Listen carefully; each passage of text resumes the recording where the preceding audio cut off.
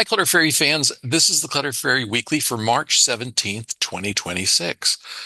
I'm your co-host, Ed Gumnick, and I'm speaking with Gayle Goddard, certified professional organizer and owner of the Clutter Fairy in Houston, Texas. Hi, everybody. Clutter Fairy Weekly is a webcast and podcast that digs deep into the clutter that piles up between you and the life that you want to be living. We explore the habits and behaviors that lead to clutter, and we suggest strategies to slow the accumulation, reduce the collection, and comfortably manage the stuff we decide to keep. If you're new to our Zoom meeting, we want to let you know that you can share your comments and questions via the chat, and I'll try to make sure Gayle addresses them before we move on to another topic. You can also use the raise hand feature if you'd like to ask a question or make a comment yourself via audio or video. And we are streaming the webcast live on Facebook, so you can share your comments and questions there, and I'll relay them to Gayle. But let's go on to talk about last week's Weekly Tittle, which was called Practice Wolf's Rule for Purging. The assignment was to try out the rule for purging that Fay Wolf advocated in our recent book club book, New Order. Let's hear from our participants in Zoom and on Facebook. Who measured your stuff against the super duper love standard this week? Please let us know in the comments. While we wait for Tittle reports from our live audience, I want to share a comment we got this week about the Clutter Fairy Book Club in general. YouTube viewer and frequent commenter Ms. Lee Knight wrote to thank us for doing the book club series. Ms. Lee Knight writes, "Thank you, Gayle and Ed. Your book discussions do a great service to those of us who can't get to the library as often as we'd like, or don't find a lot of these decluttering books available from the library's online audiobook collection. Helps us decide which ones might be worth the trip." Thanks for the comment. And thanks to the members of the audience who recommend and endorse the books that we decide to discuss in the book club. We're planning our next book club selections, and we have about a dozen titles under consideration. So, in the upcoming survey, we're going to ask for your feedback on which books you're eager for us to read and review next.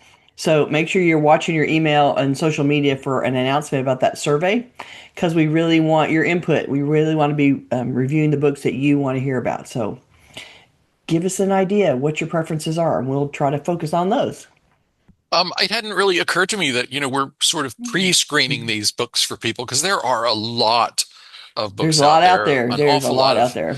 or decluttering, organizing, and specialized for particular audiences or It uh, is the topic of our generation. it is a very popular topic and there's a lot to talk about. And Mm, um, the survey I'm putting together right now mm. will have at least a dozen titles. These are things that we've run across ourselves or audience members have recommended. There some of the books that have come up time and time again. Yeah, because you guys have recommended stuff to us often. Yeah. The one I'm having a little trouble with is Cassandra Arson, the Clutterbug lady. Yeah. Her books are her first book, which is forgetting the title, but the one in which she talks about the four types, Mm-hmm. um, is not currently available as a Kindle ebook. It's available Oh, on some other platforms, and I don't want to really put a book on the list that everyone's going to have a hard time getting, so I may have to right. Yeah. dig a little on that one. But We got to find a source first. I wanted I may ask a question in the survey about for read this our serious readers out there, where are you finding this book? Are you having any trouble finding this book? Mm-hmm. So let's get to some comments. Okay. Let's see. Lots of talk about the weather, and M says I went barefoot on Sunday. Monday was in the 20s. That's kind of how we had it too. Right. It happened here too. Jacqueline reports, continuing on my photo sorting project, I've unearthed my paper Ooh. form photos. I did throw away a bunch of them. How many blurry pictures of a leaf can there be, and why did I save them? The keepers are contained in one shoebox-sized decorative box.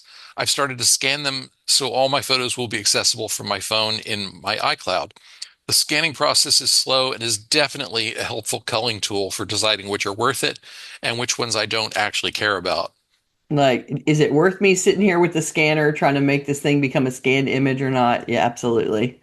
It's a good filter when it's not as easy, scanning it. It's supposed to be super easy and oh, you can just scan it. Yeah, yeah, but scanning, it takes some steps to get it done. It's not super fast. And so it has to be worth your effort. That's for sure. Yeah.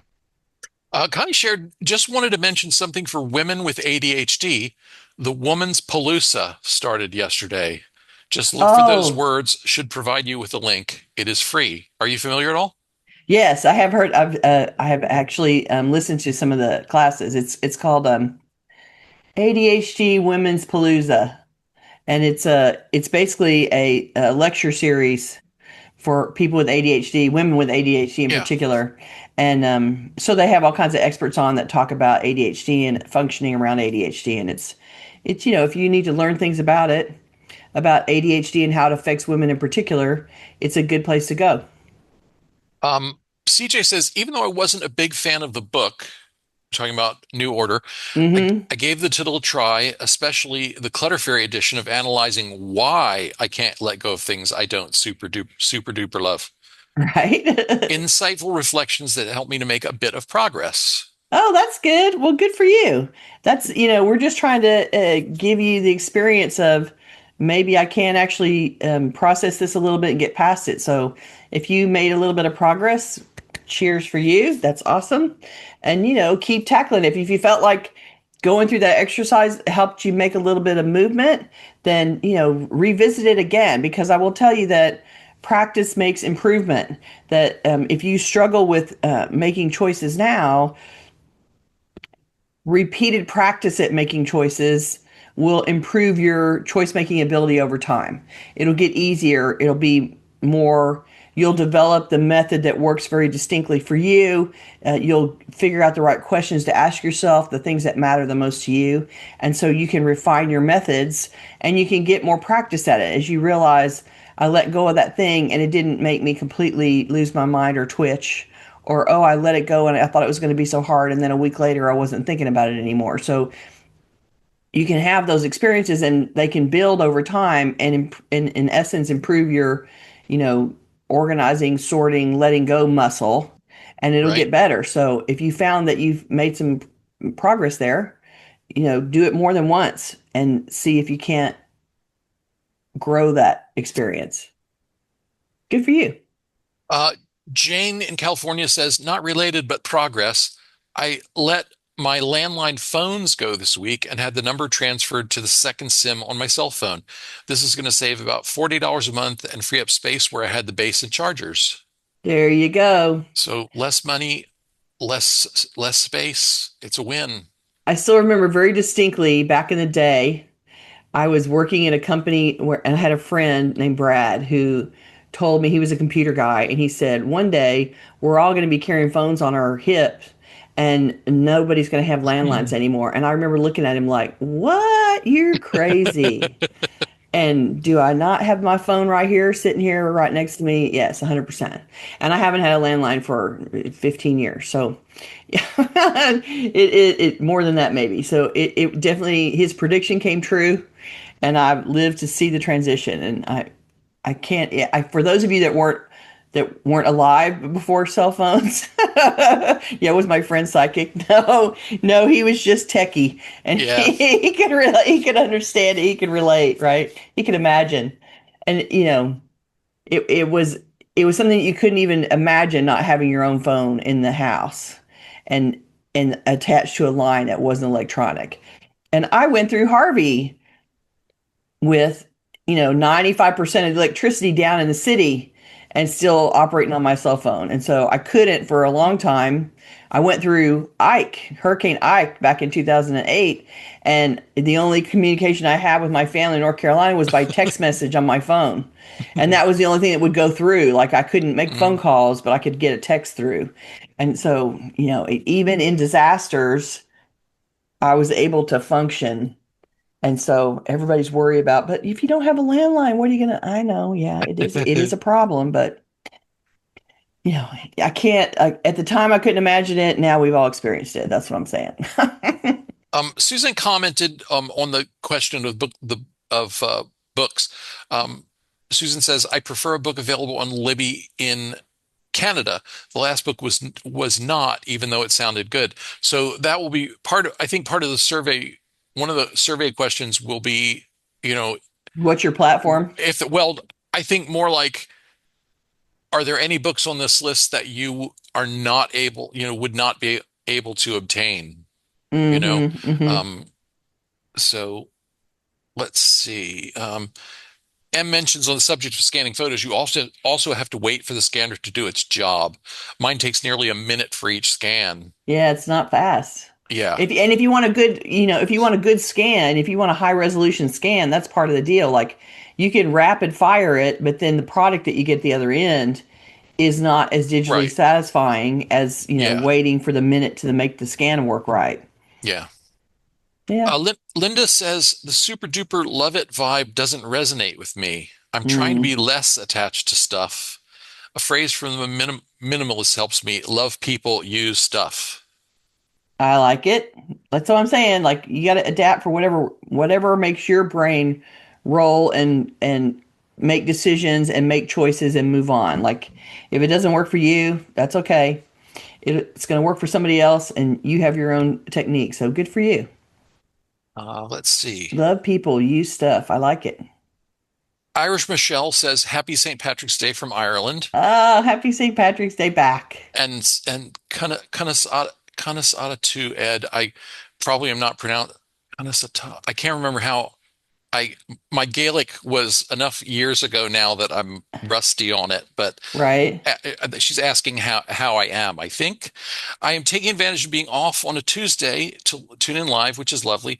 I watch April from The Thank you. Space Maker on YouTube, and she has a book called The Mindful Art of Space Making, which might merit a book club suggestion. That is on the list.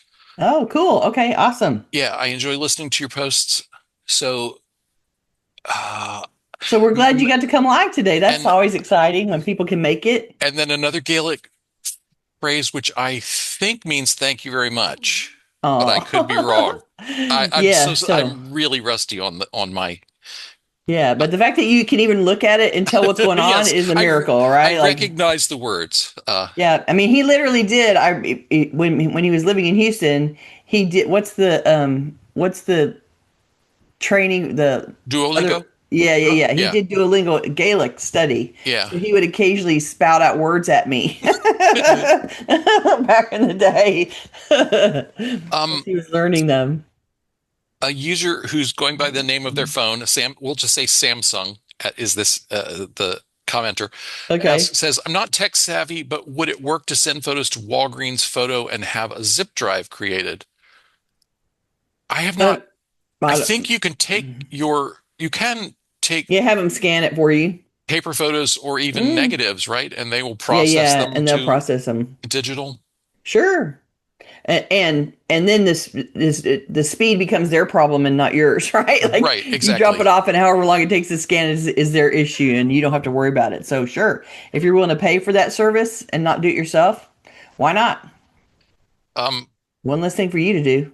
Kara has a comment, and this is on the topic, I think, of super duper love. She says, My brother said all 35 of my screwdrivers spark joy.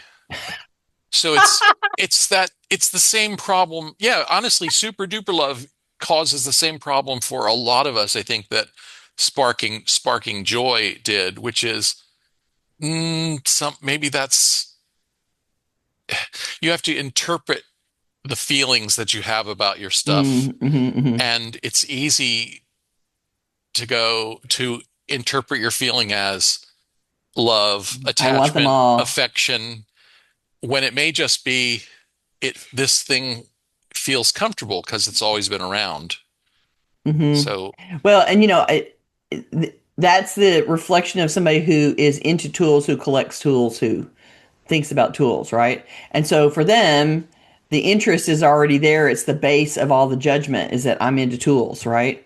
Like I'm into beads. I like all the beads. I think all the beads are cool. I would love to have all the beads, but I also know that I have degrees of love about it, right? mhm, Like there's some that these beads I think beads are cool spectrum are lower down. And so I can let stuff go to other people and keep the things that I, like better. Screwdrivers, it's cute. You don't know how many times in my career I have heard the phrase, it's so cute. It's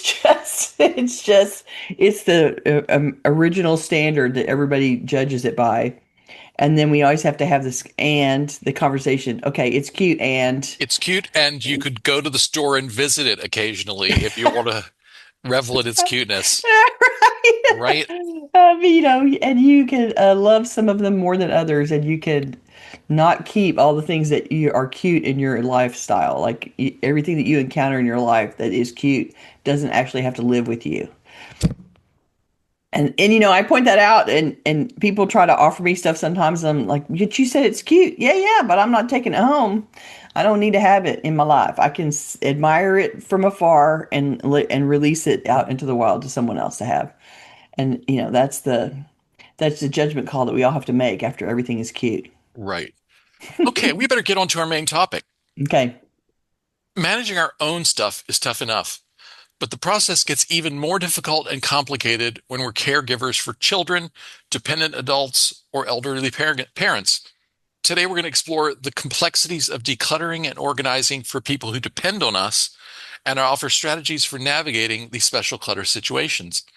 Before you start, Gayle, I want to share the inspirations.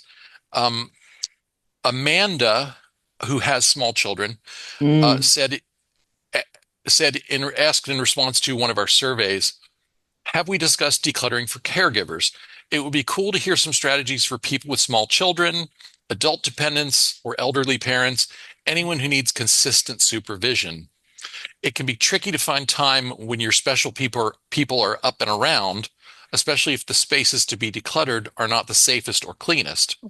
hmm And then Sandy asked in another survey, can you share advice on what to say to aging independent parents who don't or won't ask for help to maintain their home, but hmm clearly cannot keep up with the general cleaning, laundry, trash, and recycling any longer?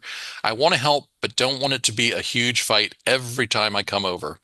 No kidding, right? That's just the most miserable. So, yes, we're going to talk about all that. So, thank you for those inspirational commentary in our surveys. And if you're trying to manage someone else's stuff, it's really easy to forget it's someone else's stuff. If you're the responsible adult in charge of someone else's life and the stuff that comes with it, you're often challenged by the intersection of their autonomy and their agency and the need to keep them safe, clean, and contained. The situation is a very delicate dance and it requires resources of patience and care that are different than when managing your own stuff. Whether we're talking about small children, adult children who live with you or don't live with you, or an elder relative that you're caring for in your home or theirs, the interactions can be difficult and strained in the best moments. Sometimes the encounters go off the rails too. Your reaction to the environment is certainly affected by how you feel about what you're seeing as well. I'm just saying there's a wealth of emotional response to manage here. Non-psychologists here, we always have to state that, not the psychologist in the room. I'm just the organizer in the room. But I'm going to attempt to explain how I navigate these types of clients and hopefully give you some ideas about how to manage better yourself. And wish me luck on doing my best to explain this to you. My first responsibility in any client interaction is to mitigate risk.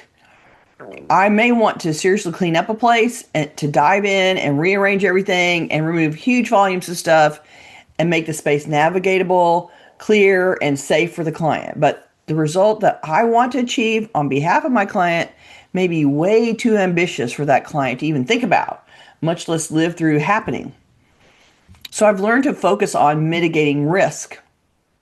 And I remember distinctly hearing that in a lecture in a training class at a conference one year that, sometimes, and it was in a hoarding conversation, it was in somebody talking about managing hoarding, but the concept was you're just trying to mitigate risk and mitigate harm in this situation. Yes, you want this house to not be a complete and total disaster, but But yeah, but getting from where you are to there is way more than the client can manage. And so focusing on mitigating risk is usually easiest, most direct path.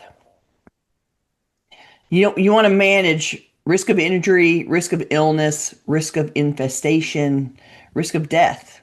These sound drastic, but they're good targets to remember, and I'll discuss this in more detail as we go along. Let's start with your small kids and managing their things. So, moms are already struggling. Taking care of a small kid is exhausting and relentless. Dealing with stuff is just another thing on the list of tasks that they are too tired to deal with, and they're about to lose their mind already anyway. And so, oh, and I have to pick up all this stuff off the floor is a whole nother round of pain and suffering.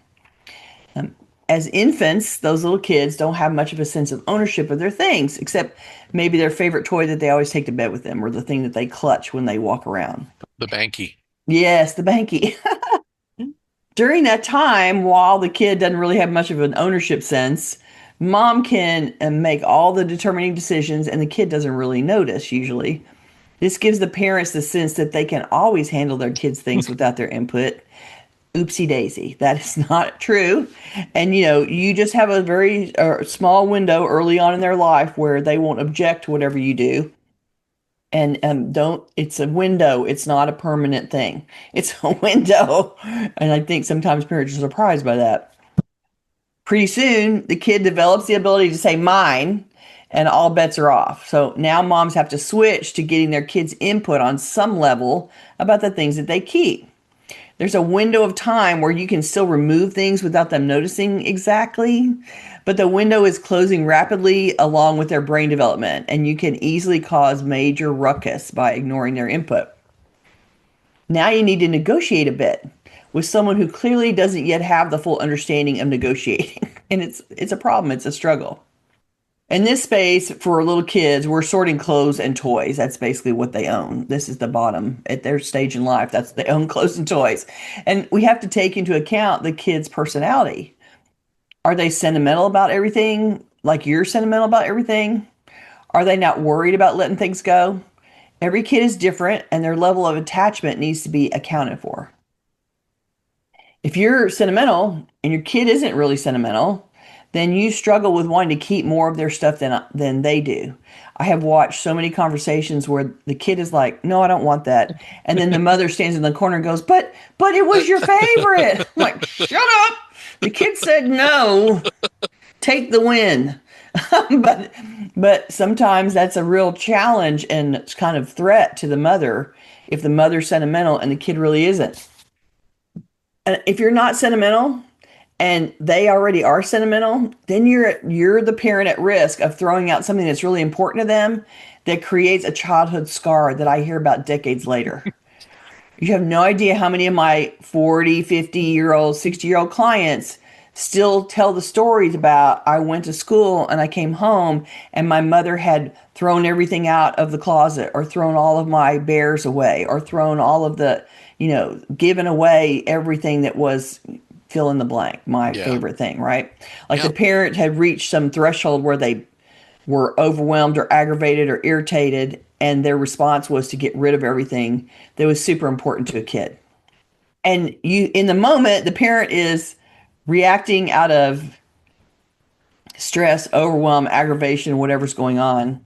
Yeah, they've maybe gone into that place where it's easier to get rid of it than to make the decisions. Than to deal with it or to ask questions about it or whatever. And then they, do something that is not reversible. And then the kid remembers forever. Right. They cry, they pitch a fit, they're hurt beyond belief, and the parent thinks they're over it the next week. And the truth is they've just stored it as a permanent scar. And then, 40 years from now, they are going to be sitting in a house with me having a conversation about the day my mother threw away fill in the blank or gave away fill in the blank. And they still remember it, and they still remember it with the same level of pain and suffering as that little kid did when they were 5 or 2 or 7. And it's amazing to me how strongly those things stick.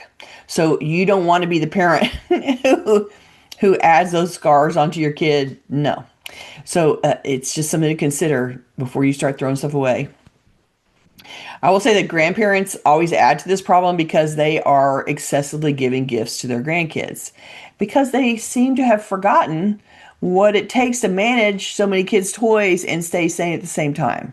Like, I guess when you become a grandparent, the consequences of the purchase are not in your house, and so you don't really care anymore what kind of trouble it causes. But grandparents are always adding to the problem. And you need to be able to ask kids how they feel about something, respect their answer, and act accordingly. If your kid loves it all, then you have to start the negotiation process of thinning the herd to match the storage for the toys. I've been around for some of those conversations with kids, and some kids are led through that thought process easier than others. They generally are, they want to please you really badly. And so sometimes they take their cues from you. They can tell what you want them to do. And so they will respond accordingly. And sometimes they feel very threatened and they have that sense of mine, mine, mine, and they really don't want to be challenged. But if you can have a conversation with them and ask them, is this your most, all the kind of questions you would ask yourself, is this your favorite? And it's hard to ask a kid, do you love it? They always love it. But you can ask if it's your favorite or if you like any of them differently. And some kids really are not attached to stuff. They have not learned to be as sentimental as you. They have not had that input yet. And so they can say very clearly, not into that anymore. And you should just roll with it and let it go. If they're not into it anymore, out it goes. If they're being too flip about it and you respect their wishes and give away something that they later are sorry about, then you can say, okay, so you did tell me it was okay. So I'm sorry that you've changed your mind. And, we can be more thoughtful about those decisions the next time we have them in whatever little kid way you say that to your little kids. I'm being very adult in my conversation, but you get the idea.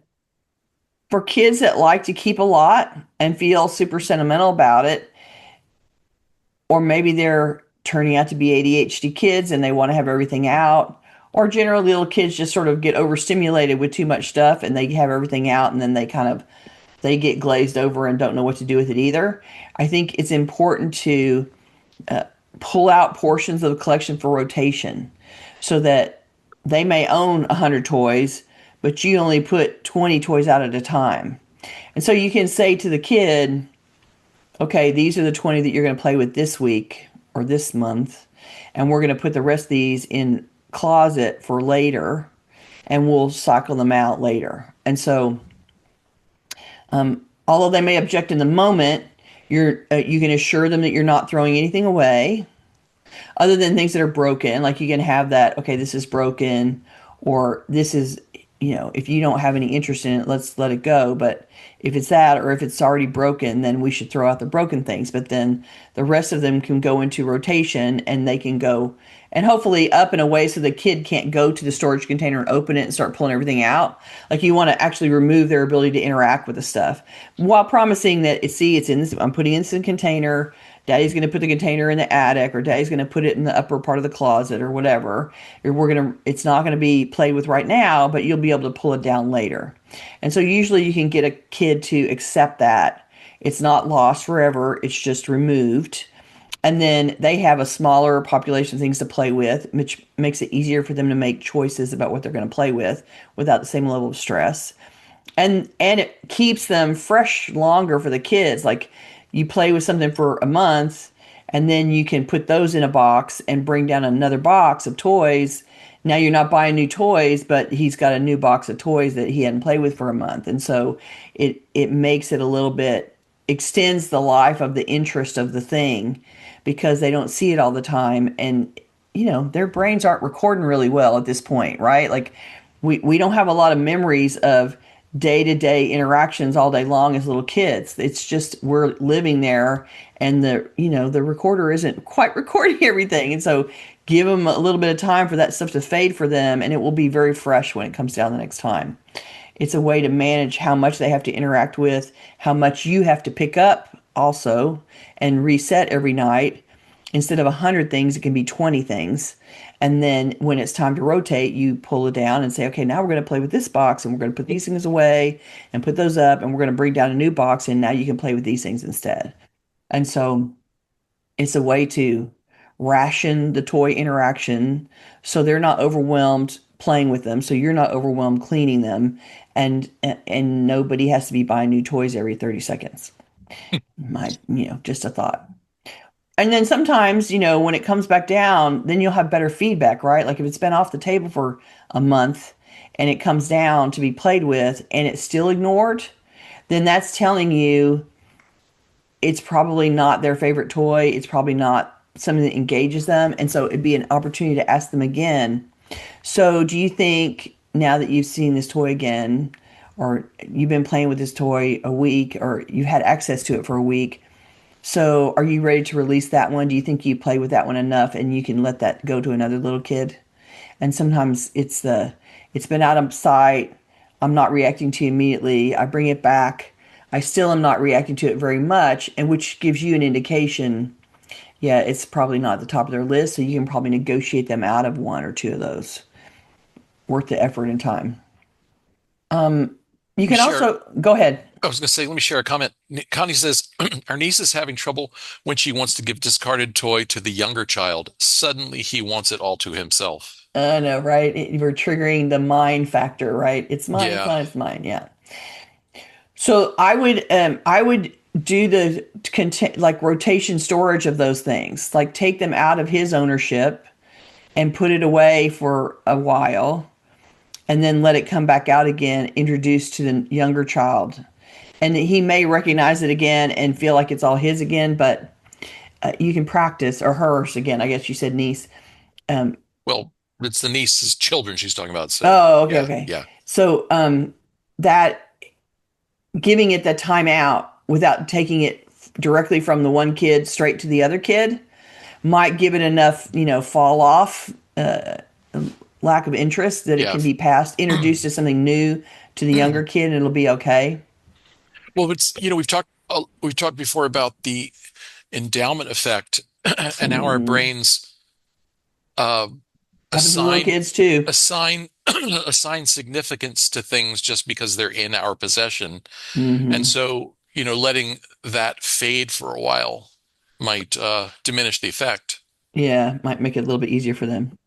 Yeah, and if they're then you're introducing the conversations about, okay, you had your chance to play with it for a long time, and now we need to share. Yeah, And you're introducing the concept of sharing. right. If it's still, even after it's been removed and brought back, if it still elicits a big response, then okay, if you want to keep that, then we need to take one of these things to give to her instead. Like, you trade out. If she doesn't want to surrender that one, then ask her to surrender something else, Well, and she can make a choice between what she surrenders. and this is an opportunity also to introduce kids to that idea that that so many of us adults have to work so hard to wrap our brains around, which is something sitting around in our house that we never use might be useful to someone right now, someone Hmm. else. Someone has And a need. so, you have stopped playing with this. Maybe your little brother, wouldn't you like for your little brother to enjoy it too? You know, um, Hmm. Yeah, I introducing mean, that. and kids still have that. They have a lot of sense of care about others around them, right? Like they're able to, they're on some level able to say, yes, I want my little sister to be happy, or I want my Yeah, friend to be happy. yeah. Okay, you can also introduce the concept of container limits here. So if you have containers that you put stuffed toys in, then you can say, yes, I know you have 150 stuffed animals, which of course Hmm. every small kid does. But you can say they have to fit in here. And if if it doesn't fit in here, then we need to give that to somebody else to play with. And so you pick your favorites and put your favorites in this container. And then when you've filled the container up, then we have to, those choices aren't your favorite anymore.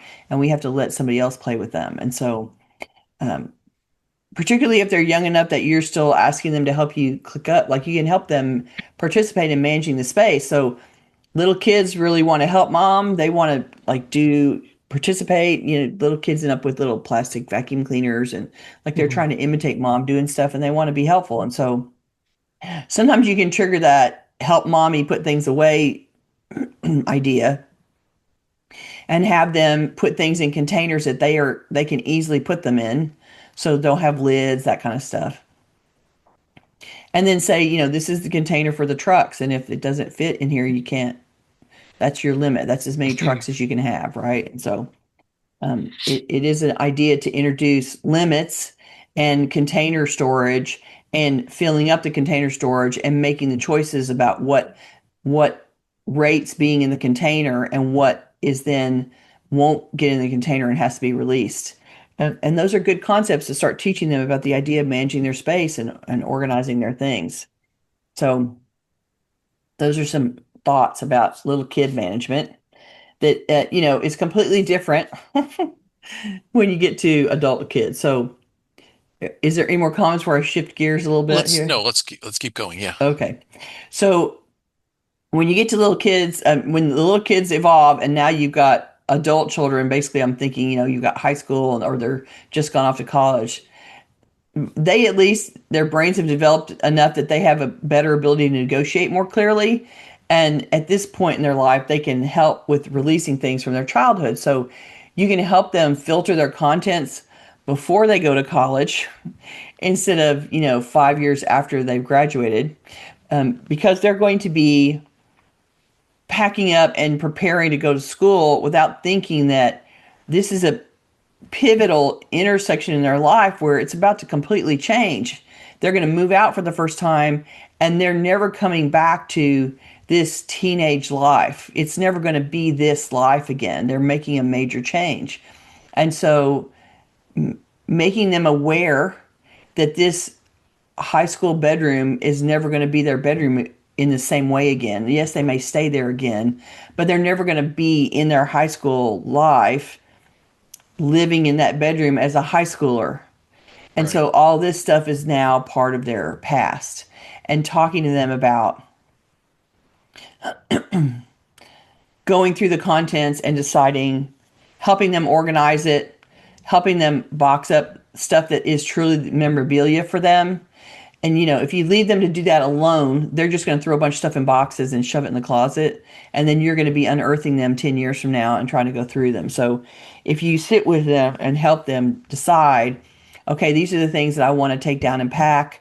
I need to go through all these drawers, and you can guide them. We need to go through everything in your desk and throw out old schoolwork that you don't care about anymore, and get rid of the random supplies that aren't going to matter because you're not in high school anymore, and do that filtering that reflects the major change that's happening, this shift from I'm a school student at home in my mother's house to I'm a launched adult in theory and moving out.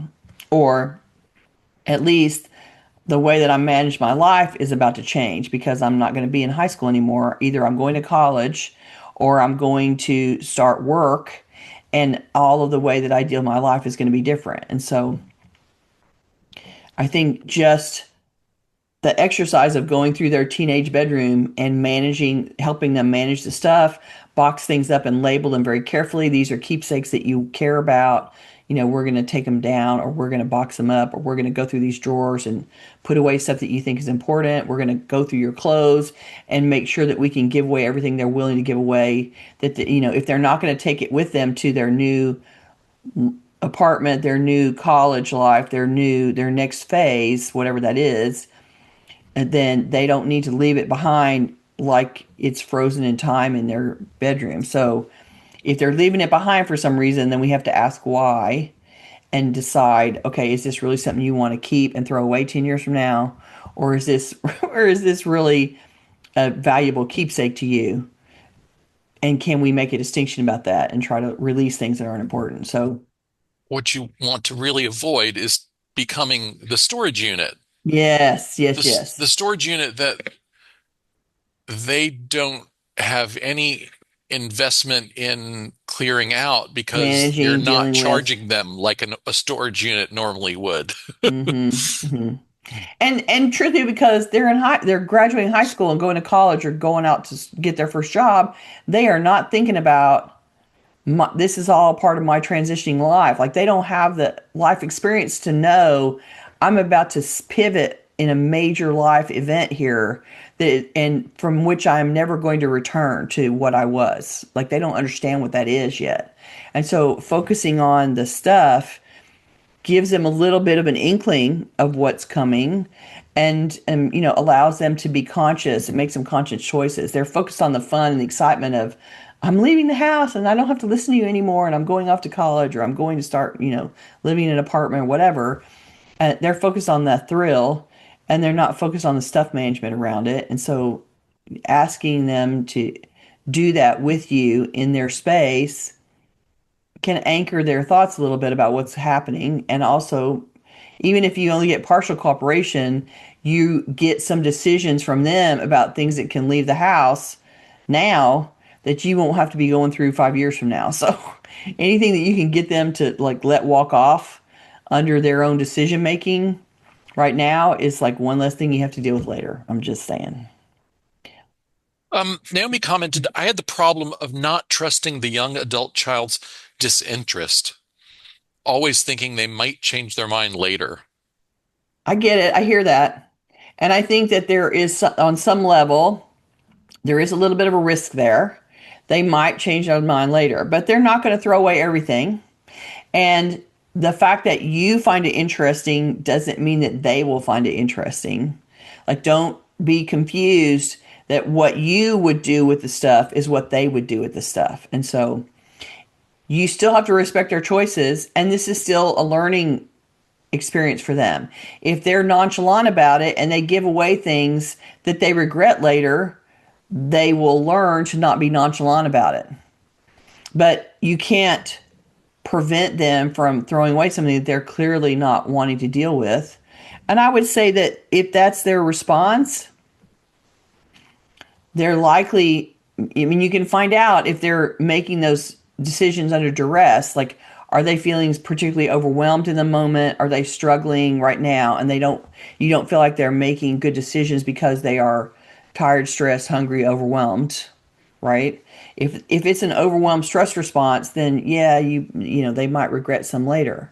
But if the truth is they're giving you their honest opinion about something and they're likely just those kind of people and you just don't quite understand it. Yeah, Like you don't understand that they don't really want to look back at all of their stuff and remember it later. They're moving on to the next thing and that's okay with them. And it's yeah. just their worldview. And so it's not how you would do it, but it's how they might be doing it.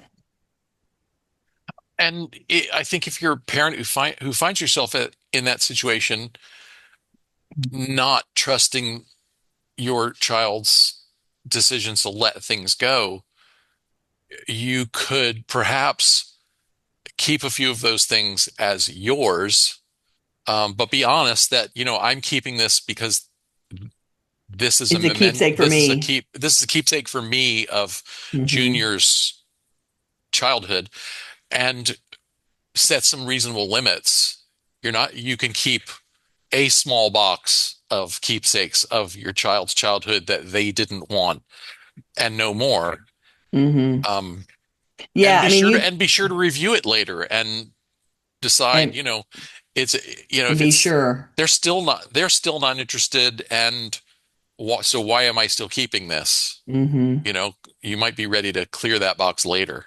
Well, and it also, the other thing it's happening for the kid, but it's happening for the parent too, right? Like the kid is life is about to transition majorly from leaving one thing behind and taking on the next stage.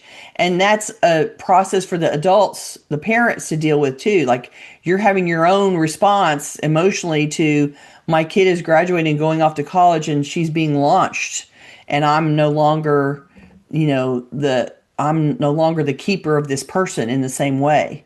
And so the changes are happening to the parent as well as to the kid. And I get that the parent might be more sentimental around the stuff than the kid might be just because of that transition of, I'm about to be an empty nester, right? And Hmm. so there's some parental filtering that's happening because of your response to this situation as well. And so I think it's just important to notice I want to clean up this room. I want this, I don't want this to be frozen in place for, where you are coming, where I don't want to have an homage to your, year when you were 17, when you're 30. So we need to like deal with this room, or I want to make your room. Now you're moving out. I want a craft room, and we're moving in with a craft room. So, Yeah. I mean, there's all kinds of reasons why you might want to filter that room. But I think going through the stuff and making a first pass, even if you're not dismantling the room, just making a first pass with stuff is a good recognition for both of you that this is a transition point, and this is the first major transition point where I need to decide that the kid can actively decide, okay, my life is shifting, and I can leave parts of my own life, my old life, and release those things and let them go, and move on forward with new things, new life, new focus, right? Okay, I see lots of chat popping off, but I do want to talk about Yeah. Go. caring for elderly parents. Yeah. Let's So go on. Yeah. we want to talk about elderly adults for whom you're the caregiver. So these people are adults who have lived full and complete lives. They have their stuff and they remember full autonomy of their home and contents. And now they're struggling to clean or to organize or to care for themselves, and it's annoying to them that they can't. And you think they need to be doing all those things, but they don't want help because they've been in charge of themselves for all these decades, and accepting help is aggravating. So, for my clients in this situation, I focus on mitigating risk of harm. I will attempt to make the greater changes that I think are needed, but I can only do what they will allow. So, I have a perfect client to describe this situation. She lives alone. We started working together 9 years ago. At first, we were preparing the house because she had gotten remarried in her, dotage, and she had the husband had his own house and was living with an adult son. But she wanted him to move in so that they could live separately from the son, and so we had to do some work around her house, and there was a room that she had stored all the paper in her life that she felt like she needed to go through and shred a bunch of stuff, and we had done all of this. She had been leaving it there working, and she just kept adding to this room, and so the room was completely full of paperwork that we needed to go through. So we started there, and we went through 4 decades of paper. Ultimately got that room cleared out, and then that was going to be his man cave. She was offering him his own room, and so we had the room carpeted, and she bought a recliner chair for him, and there was things that we did to prepare. And then we went through the rest of the house, and we cleared out all the rest of the house, including the converted garage that was where the laundry room was in a separate room, and had carpet put in there. And then she continued to collect and fill up the rooms that we had cleared. And so it became apparent that for her, that transition wasn't going to be a permanent thing, and that my job in dealing with her was just going to be keeping it from building up really badly again. And so before he was able to move in, he passed away, the husband. And so she didn't end up living with him after all, after we did all the work. And she has her own health challenges that make cleaning and stuff difficult. She doesn't want to, I've asked if she wants to hire somebody to come and, clean the toilets, clean the floor, whatever. And she is never comfortable with the idea of somebody to come in and clean. And so, I worry about her a lot, actually. But she's not willing to let somebody come clean. She's not willing to let me clean very much. And so I just focus on dialing it back. And so right now, after all these years, what I do for her is I come and help her with paperwork. So I help her make sure that we get her bills are being paid, and that we store the records for that stuff, and that I know where the homeowner's policy is, and the vital records about the house. I know where they're stored, and we rotate them out. This one expired, and I put in new paperwork. Like, I keep up with that kind of stuff for her. And we make sure that the electric utilities stay on, and like all that kind of stuff is happening. And that I also, when I'm there, I take out a bunch of recycling because she's getting things shipped to the house. She doesn't like to shop a lot, and so she gets things shipped to the house. So I make sure I take out a lot of recycling, and I take out trash. And so I dial the trash back in the kitchen and I dial the mail back until we found all the things that are important and recycled all the things that aren't. And I'm dealing with the shipping boxes and all the packing material that goes with it. So I take packing material out for my moving clients and I break down boxes and put them in the recycling bin. And so I'm just keeping her from being buried under her own, the movement of the stuff that's coming in all the time. And that's as much help as she's willing to accept, which is fine. But she's not, the house is not clean. She lives with a very sweet and lovely dog. So there's, there's dog issues. I mean, the dog Yeah. gets walked every day, so that's not an issue. But there's mud and there's stuff tracked in, and there's drool and there's food and there's Yeah. issues around having living with a dog, right? And so it's not, the house is not clean, and I worry for her. But she has two grown sons that live in the city, and they're the ones in charge of her, and so there's only so much I can do. But I am mitigating risk by keeping things out from under her feet. I'm clearing off surfaces where she sits. I'm making sure that she is not drowning in actual trash. And and that she doesn't end up sitting in the dark or with her water turned off. Yeah, yeah, Yeah. with no heat because it's cold outside. Yeah. Exactly. So, and that to me is, it's the bare minimum that I can provide, but it's something that she's willing to let me do that I know that the sons will not come and do. And so it's how I mitigate the risk for her. And there may come a time when you have to talk to the Yeah. sons and Yeah. negotiate a different arrangement. Yeah, like I think it's time. I'm Yeah. not there yet, and she still can drive herself around, and she's still, making sure that she's eating, like I can tell she's having food, and so I know that she's generally okay. And I just worry about the state of the house. And so, Yeah. but I also know, like, one thing that she allowed me to do, which was great. So when the dog was newly there a couple years ago, in the transition to the new house, the dog had some stress, ate something funny, I don't know what, and had some diarrhea on a rug in the living room, which she sort of blotted up at the time and then left. And so I was concerned for a long time that she was living with this rug that had feces on it, dried feces on the top of it, Yikes. and it bothered me. And so I was like, I can get here's, we can have that. Why don't we have that rug taken out and cleaned?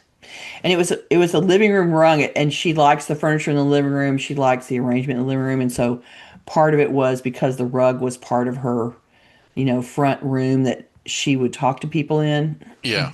who came to the house. And so I was able to book somebody. They came and picked it up. They rolled it up, took it away, cleaned it, brought it back, laid it back down. And it would, cost 300 or 400 bucks to have it done. And then that risk of her walking around, walking over, being in the room with, you know, old pet feces was mitigated, was fixed, and I was very relieved. So Yeah. the rest of the house is not super clean, but at least she's not living with dog poo on the carpet. And that was one that I could, it was a very narrow, why don't you let me arrange for this rug to get cleaned? And she allowed me to do that. And I was super excited about that. So sometimes you have to, in this situation, you really have to pick your battles. Hmm. And I was able to say, I'm worried about the health effects of you living with this stain. And we can get somebody to come and roll it up. They move the furniture, they take it away and clean it, bring it back. You won't have to do anything. So it's not physically an issue for you.